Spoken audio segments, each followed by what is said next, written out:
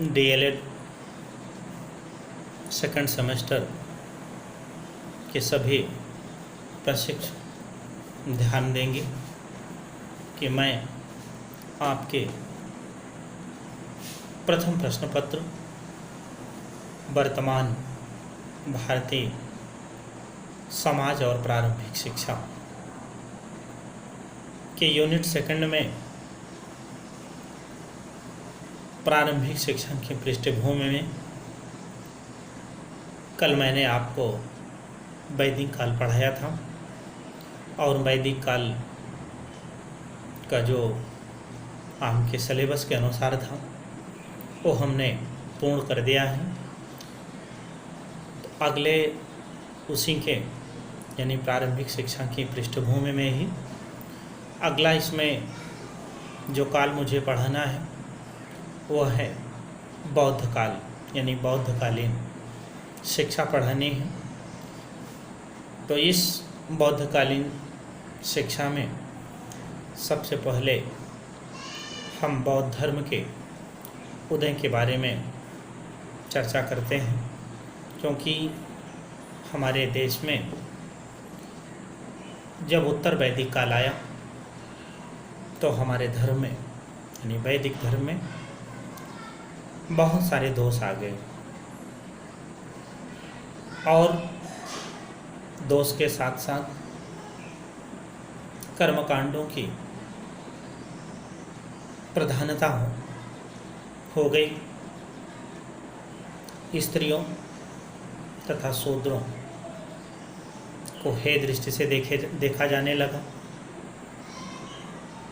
और उनकी शिक्षा की उपेक्षा होने लगी। इस तरह से हमारे देश में बौद्ध काल का प्रादुर्भाव हुआ। आप इतिहास उठाकर देखें किसी भी देश का, जब कोई विचारधारा अति पार कर देती है तो दूसरी विचारधारा को जन्म मिलता है। हमारे भी देश में ऐसे ही हुआ, क्योंकि हमारा जो उत्तर वैदिक काल है उस उत्तर वैदिक काल में आप देखेंगे तो कठोर वर्ण व्यवस्था और कर्मकांड की इतनी अधिकता हो गई कि हमारा जो जनमानस था वो विरोध की स्थिति में आ गया। यद्यपि ये विरोध बहुत पहले से था, लेकिन उनके विचारों के पीछे या उनके जो प्रभाव था उतना प्रभावित नहीं था। ईसा पूर्व 563 में भारत की इस पुण्य भूमि पर महात्मा बुद्ध का अवतरण हुआ।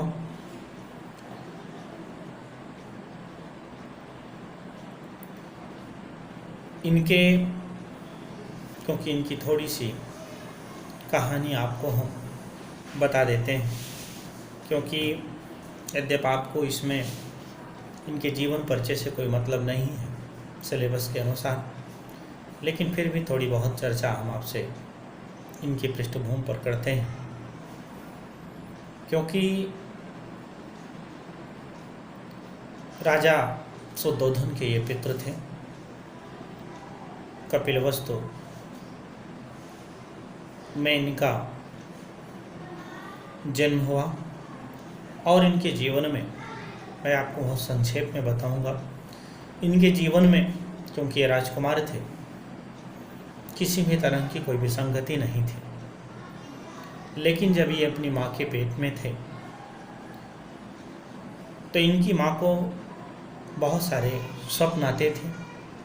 तो राजा साहब ने, क्योंकि पहले हमारे यहाँ के देश में ऋषियों का बहुत महत्व था, आज भी महत्व है, तो जो जैसे आज हम आप भी स्वप्न देखते हैं तो उसके विचार विमर्श करने के लिए हम अपने से लोगों से शेयर करते हैं। तो उस समय भी रानी ने राजा से अपने स्वप्न की चर्चा की, तो संबंधित ऋषिगण बुलाए गए, आए, तो उसमें ऋषि कालदेवल और ऋषि असित ने बताया कि जो आने वाली जो संतान है राजा साहब, ये इस सांसारिक माया मोह में नहीं पड़ेगी, ये बहुत बड़े युग का प्रवर्तक होगा, यानी सन्यासी होगा। तो क्योंकि राजा ने सोचा कि हम इस प्रकृति के विपरीत, यानी इसको ऐसा हम होने नहीं देंगे, ऐसा उन्होंने निश्चय किया। तो उन्होंने क्या किया कि बहुत कम समय में जन्म हुआ, क्योंकि जन्म से पूर्व उन्होंने मायके जाने की बात कही। तो रास्ते में एक लुम्बिनी वन पड़ता है, तो लुम्बिनी वन पहुंचते समय प्रसव पीड़ा हुई रानी को और वहीं जन्म हुआ। तो जन्म के बाद इनका नाम सिद्धार्थ रखा गया नामकरण में, क्योंकि नामकरण में भी सभी ऋषि आए, बच्चों बालक के लक्षण को देख कर के लोगों ने भविष्यवाणियाँ की। तब पर भी ऋषि असित और कालदेवल ने कहा कि इस बालक के शरीर में कोई ऐसा लक्षण नहीं दिख रहा है कि जो ये सांसारिक माया मोह के बंधन को बंधा रहेगा। तो राजा ने कहा ऐसा मैं होने नहीं दूंगा, यानी इसको सन्यासी मैं बनने नहीं दूंगा। तो इसलिए राजा ने उनको सांसारिक माया मोह के बंधनों में बांध करके रखने की कोशिश की। उन्हें 3 ऋतुओं के अनुसार 3 महल बनवा लिए।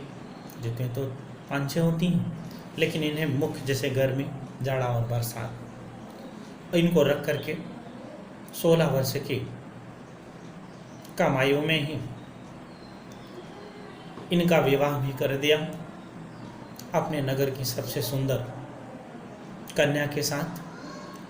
क्योंकि इनका राजा का मन था कि इनको जब हम सांसारिक माया मोह से बांध देंगे तो फिर ये कहीं अलग जाने की बात नहीं करेंगे।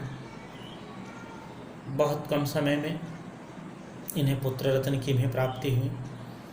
तो पुत्र का नाम, यानी सिद्धार्थ के पुत्र का नाम राहुल रखा। राजा ने राहुल रखा इसलिए, राहु माने होता है बंधन। तो उनके मन में आया कि मेरे पुत्र को बांधने की एक और श्रृंखला बढ़ी, इसलिए अपने नाती का नाम उन्होंने राहुल रखा। और समय बीतता गया। एक दिन आकाशवाणी हुई कि क्या राजकुमार जी, जिस तरह आप महलों में रह रहे हैं, क्या इतना ही बड़ा संसार है? तो उन्हें संसार देखने की इच्छा हुई। पिताजी के पास गए और उन्होंने कहा कि मुझे संसार देखना है। तो क्योंकि ऋषियों ने 4 चीज़ें बताई थी कि जिस दिन ये 4 चीज़ें देख लेंगे तो उस दिन इनका मन इस संसार से रूठ जाएगा। तो उन्होंने कहा ठीक है, कुछ समय दीजिए, हम आपको संसार दिखाएंगे। तो उन्होंने आदेश दिया कि पूरे नगर को होली और दीपावली की तरह इस तरह से सजा दीजिए, क्योंकि मेरा पुत्र नगर देखने जा रहा है। और कहा सबके घरों में मंगल गीत हों। राजा की आज्ञा थी, सारे होने लगे। राजकुमार सिद्धार्थ ने बैठ कर के रथ में नगर देखने के लिए निकले। तो चारों तरफ मंगल गीत हो रहे थे, चारों तरफ सबके मकान सजे थे। तो उनका मन बड़ा खुश हुआ। और चलते चलते चलते चलते नगर की सीमा जहाँ समाप्त होने को हुई, तो वहाँ से लौटने की सारथी ने कोशिश की। तो राजकुमार ने कहा नहीं, और आगे चले, क्योंकि आगे जाने पर उनको वास्तविकता का ज्ञान होता। तो जैसे बहुत हट करने के बाद उन्होंने कहा नहीं चलिए। तो क्रोध में आके सारथी ने रथ को बढ़ा दिया। जब आगे बढ़ाया तो सबसे पहले इनको एक बीमार व्यक्ति मिला। उन्होंने पूछा कि ये क्या है? कहने बीमार है, इनको रोग हुआ है। कहने क्या हमें भी होगा? कहे हाँ। और आगे बढ़ते हैं तो एक वृद्ध आदमी मिला। इन्होंने पूछा इनको क्या हुआ है? कहा इन्होंने बुजुर्ग हो गए हैं, वृद्ध होंगे, क्या मैं भी वृद्ध हो जाऊंगा? सारथी ने कहा थोड़ा और आगे बढ़ूंगा। और आगे गए तो एक सन्यासी मिला। तो उन्होंने पूछा ये क्या है? कहने इनको दुनियादारी से कोई मतलब नहीं है, साधु हैं। कहना और आगे बढ़िए। तो थोड़ी दूर और जा रहे थे तो एक आदमी मर गया था, उसको कंधे पर लोग ले करके जा रहे थे। तो वहाँ पूछा कि ये क्या हुआ? इन्होंने कहा मर गए। कहने क्या मैं भी मरूंगा? कहने संसार में जो भी जन्म लिया है उसको मरना ही है, तो उन्होंने कहा रथ को वापस ले आई। रथ को वापस ले आए। ले आकर के उदास थे राजा ने, क्योंकि वो सारथी कर बताता कि मैंने वो चारों चीज़ें दिखा दी तो उसको मृत्युदंड मिल जाता, इसलिए सारथी ने कुछ नहीं बताया। तो उनका मन उदास रहने लगा।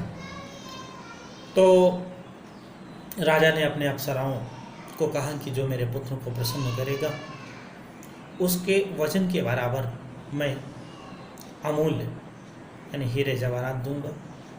एक कमरे में राजकुमार को और अप्सराओं को बंद कर दिया गया। नाचती गाती रही, थक गई, लेकिन उनके सेहत पर कोई फर्क नहीं पड़ा। फिर थक करके सोने लगे। तो राजकुमार ने देखा कि अभी ये अप्सराएं इतनी सुंदर थी, लेकिन देखिए अभी इनकी क्या स्थिति है। इस तरह से उनके मन में जो भाव था, फिर वो कमरे से बाहर निकल करके अपनी पत्नी के कमरे में गए। तो उनकी पत्नी ने कहा कि जिस किताबों में लिखा है कि अपनी पत्नी अपने बच्चे को सोते हुए छोड़ करके चले गए, ऐसा नहीं है। वो अपनी पत्नी के कमरे में गए तो उनकी पत्नी ने उन्हें एक जवाब दिया कि जिस उद्देश्य के लिए यानी जिस कार्य के लिए आप जा रहे हैं आप जाइए, और जिस दिन आपका उद्देश्य पूर्ण हो जाए उस दिन आप अपनी अमानत यानी अपना पुत्र राहुल आकर के वापस ले लीजिएगा। और मध्य रात्रि में वो घर यानी छोड़ करके चले गए ज्ञान की खोज में। अब जब ज्ञान की खोज में जाते हैं तो क्योंकि राजकुमार थे जिन्हें धूप नहीं लगी, बरसात नहीं लगी, तो इस तरह से घूमते क्योंकि बड़ी लंबी स्टोरी है तो बहुत कुछ ना बताते हुए आपको हम आपके सिलेबस के अनुसार बताते हैं। फिर ले गए, गया में जा कर के इनको ज्ञान की प्राप्ति हुई। क्योंकि बनारस में जब वे थे तो बनारस में इनको 5 ब्राह्मण के लड़के मिले थे जिनकी बड़ी सेवा कर रहे थे, तो वहाँ इनसे असंतुष्ट हो गए थे। तो उसके भी पीछे की एक कहानी है, लेकिन बहुत बड़ा हो जाएगा। तो फिर वहाँ से ये गया चलेंगे और अखंड समाधि लगा करके बैठ गए। तो वहीं ज्ञान की प्राप्ति हुई, और ज्ञान की प्राप्ति के बाद इन्होंने महसूस किया कि वहीं 5 ब्राह्मण के लड़के हमसे असंतुष्ट हैं। यदि इनको हम संतुष्ट कर ले गए तो मुझे पता है मुझे ज्ञान की प्राप्ति का अनुभूति होगी। फिर लौट के आते हैं। तो इसीलिए कहा जाता है कि भगवान महात्मा बुद्ध ने सर्वप्रथम उपदेश सारनाथ में दिया था, तो उन्हीं 5 लोगों को दिया था और वो संतुष्ट हुए। तो उनसे कहा कि आप जो ज्ञान मेला है इसका प्रचार और प्रसार करेंगे, क्योंकि इनको दुख से छुटकारा पाने के लिए यानी जो सांसारिक माया मोह में जो दुख मिलता है इसी को छुटकारा पाने के लिए इन्होंने उपाय की खोज करने की तपस्या की थी। और कर्मकांड और वैदिक धर्म के स्थान पर उन्होंने करुणा प्रधान बौद्ध धर्म की स्थापना की थी। और इतिहासकारों ने, विद्वानों ने इसी को बौद्ध धर्म यानी बौद्धकालीन शिक्षा मानते हैं। उन्होंने 4 आर्य सत्य की खोज की थी और उसी आर्य सत्य के आधार पर इनकी पूर्ण शिक्षा का सिद्धांत है, जो कि वो पूरा बौद्ध दर्शन भी है, बौद्ध शिक्षाएं भी हैं। क्योंकि बौद्ध काल में वेद काल की तरह ही है, सब कुछ वैसे ही है, सिर्फ व्यवस्थाओं में सरलता है, लचीलापन है। इस तरह से यानी वैदिक काल बौद्ध काल में कोई अंतर नहीं, व्यवस्थाएं वैसी हैं, संस्कार भी वही हैं, सिर्फ जो कठिन था उसी को उन्होंने सरल और सहज बना करके हमारे आपके जनमानस में प्रस्तुत किया हुआ है।